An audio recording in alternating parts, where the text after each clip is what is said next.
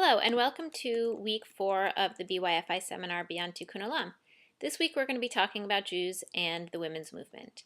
We'll mostly be focusing on the modern period of the American women's movement, generally called the second wave of feminism, which spans from the 1960s through the end of the 20th century.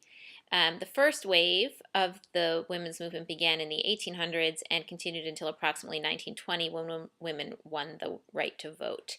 And these first wave activists focused primarily on suffrage and equality for women throughout American society. Their goals and values were similar to modern day feminists, although they didn't use that word. The word feminism didn't come into use until about the 19 teens. And the suffrage movement was primarily middle class, but there were also leaders from the working class. And there were Jews involved in both parts of that movement, some of whom we've already talked about, like the labor activist Rose Schneiderman, who ran for the New York Senate on a suffrage platform. And many of these working class Jewish women who were involved in the suffrage movement realized that the vote would be a really powerful tool for workers' rights and women's rights.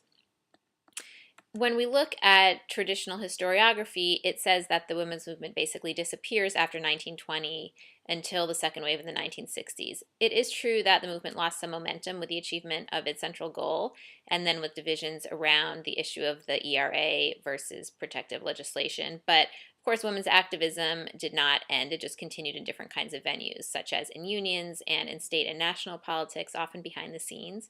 And important leaders like Rose Schneiderman, Pauline Newman, Lillian Wald were among the Jewish women who remained involved throughout that period. They usually didn't identify their work as part of the women's movement per se, but as part of their union activism or immigrant activism. Peace activism was another big component of the work that kind of fed back into the women's movement, and then also the civil rights movement, which we talked about last week. Within these movements, women continued to develop leadership skills and a sense of their own self-worth, even if they didn't label these activities as feminism. But when we talk about the development of second wave feminism, there are really two kind of central and somewhat generational streams. There's what I'll call women's rights feminism and women's liberation, and Jewish women were prominent leaders in all aspects. I'm not going to go into detail right now about why that was. I'm giving you, as your secondary source, a very short article that I wrote that explains this, and I suggest that you read that. But I will say that I see feminism as one of the major contributions of American Jews to the 20th century. And we'll talk a little bit about why. So let's start with women's rights feminism, which really has its roots in the 1950s. The contradictions of the 1950s were particularly striking for women. This was when the ideology of domesticity as women's true purpose was kind of at its height, and at the same time, more women were working outside of the home, so there was a real tension there.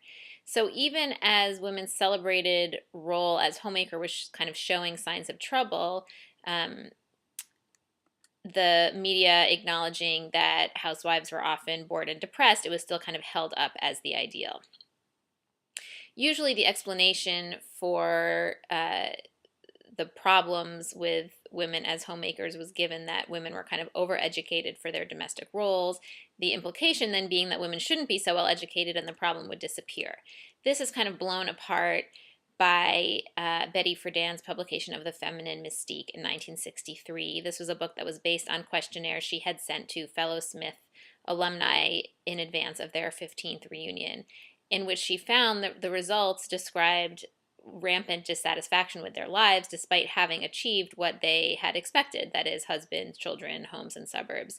So Friedan had a different approach to what she called the problem that has no name. She suggested that the solution lay in ending women's confinement to the domestic sphere and encouraging women to participate more fully in public life and work so that women could have an identity beyond wife and mother.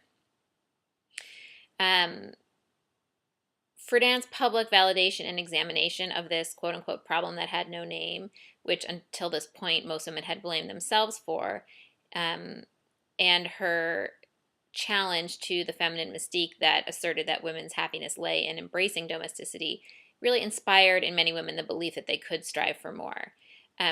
Women's hope for greater opportunities in public life was also bolstered in the same period by some governmental changes. In 1961, JFK had created a presidential commitment on the Commission on the Status of Women, which was really meant more to placate women than to promote feminism. But after 2 years of study, the commission submitted its report, also in 1963, which called for changes in employment policy and in state laws and social services, and states began to create their own commissions on the status of women.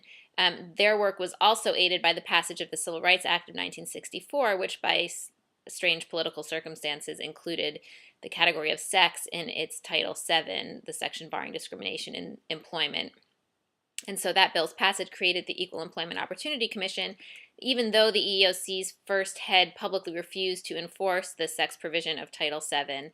There now existed a government agency whose job, at least in theory, was to end sex discrimination in employment. So professional women worked very hard to enforce Title VII, and found that it was very difficult to do so without an organization to stand behind them. So in 1966, when the state commissions on the status of women met in D.C. for a national conference, several women activists got together and wrote some resolutions to introduce the conference, were told that they would not be able to, and then led by Betty Friedan, they went and met in a hotel room and founded the National Organization for Women, NOW, which they envisioned as a kind of NAACP for women. So they were drawing on the model they had seen and that had worked in the civil rights movement. They were really working for formal legislative change, and if you look at the NOW Bill of Rights, its demands include an equal rights amendment to the Constitution, enforcement of laws that ban sex discrimination in employment, job training opportunities, tax deductions for child care expenses for working parents, maternity leave laws. These are issues that focus on changing laws and mainly affect working women. And they were concerned primarily with rights and access. So that's often called liberal feminism. Now let's take a minute to talk about women's liberation. This was a more revolutionary approach to social change. These women did not necessarily want access to the system. They wanted to change the system that they saw as unjust. These were children of the 1950s, so a younger generation than the activists of things like NOW. And they were responding to the values that they saw around them growing up in the 50s and believed with a kind of youthful optimism as well as a sense of their own power and entitlement that they could make changes in the world around them. Many of these young women came to women's liberation through activism in the civil rights movement and the New Left. And much like the way that the first wave of the women's movement grew out of the abolitionist movement, the first seeds of the women's liberation movement were kind of sown through the civil rights movement. Civil rights activists who were women noticed that they were not always given respect within the movement. Although they did much of the important work to keep things running every day, they did not hold many leadership positions, and traditional female tasks like typing, cleaning, cooking were kind of automatically relegated to them. They began to draw an analogy between race and sex, between the position of black people in American society and the position of women. And women in the New Left were having similar experiences to their sisters in the civil rights movement. The leadership of the New Left was overwhelmingly male.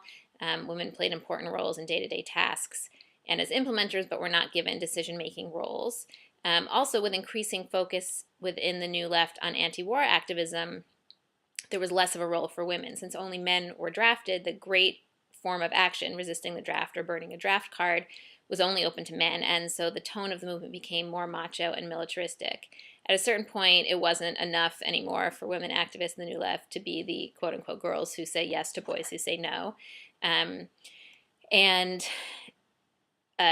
addition to these issues of leadership and task distribution and women's marginalization, the role of sex in the movement also became a source of resentment for women who often felt like their main access to power was through whatever men they were sleeping with.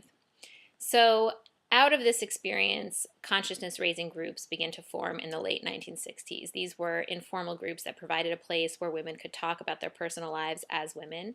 And in these conversations, many women began to realize that their experiences and frustrations were often caused by inequities in society rather than their own personal problems. So they began to have this theory that the personal is political. And within a short period of time, these terms like women's rights, women's liberation, and feminism began to kind of permeate society and become part of the public conversation.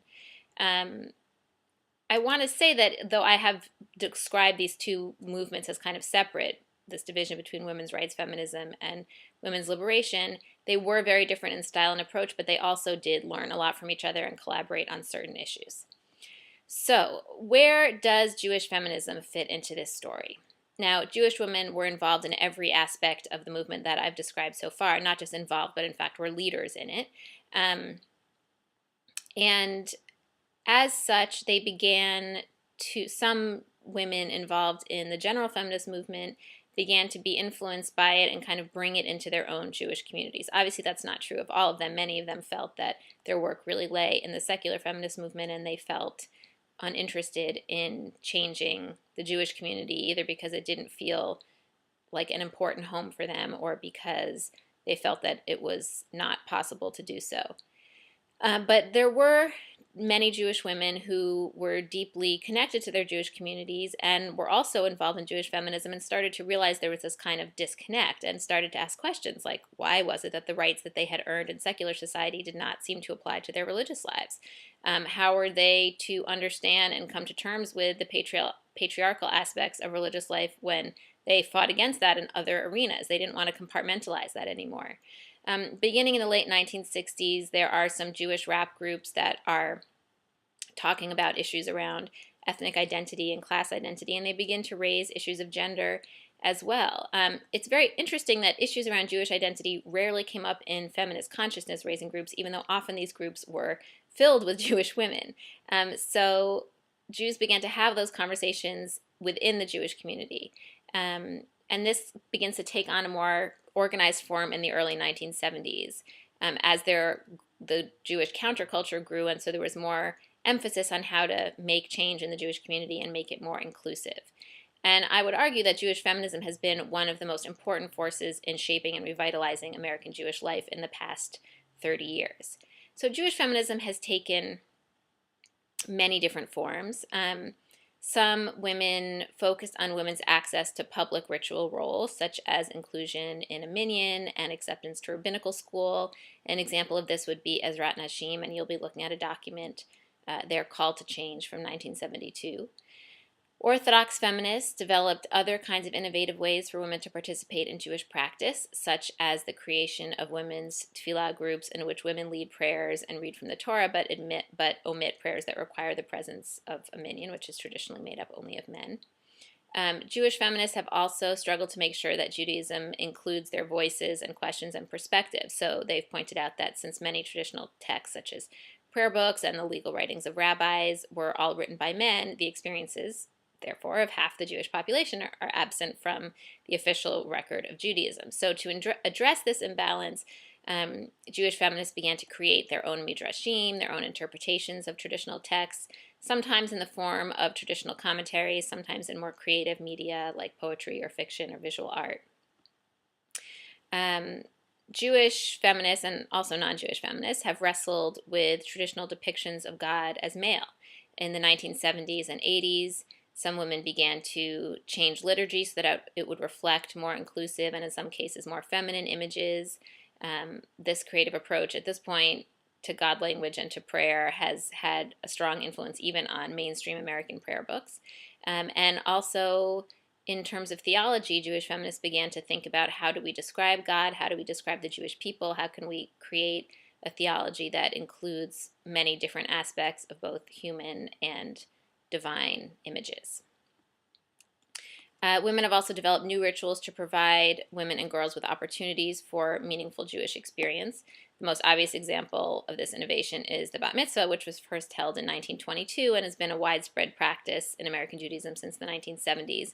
But feminists have also developed ceremonies to mark experiences specific to women, such as childbirth and menstruation, and have also re-embraced rituals and holidays that were traditionally considered part of women's religious practice, such as going to the mikveh and celebrating Rosh Chodesh, the new moon, as a women's holiday, finding them as opportunities for female spiritual expression that had been kind of undercover or lost for many years.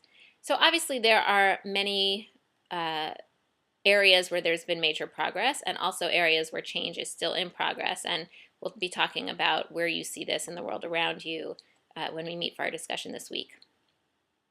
In terms of the reading for this week, the secondary source is the article that I previously mentioned that I wrote about why Jewish women were so involved in many aspects of the feminist movement.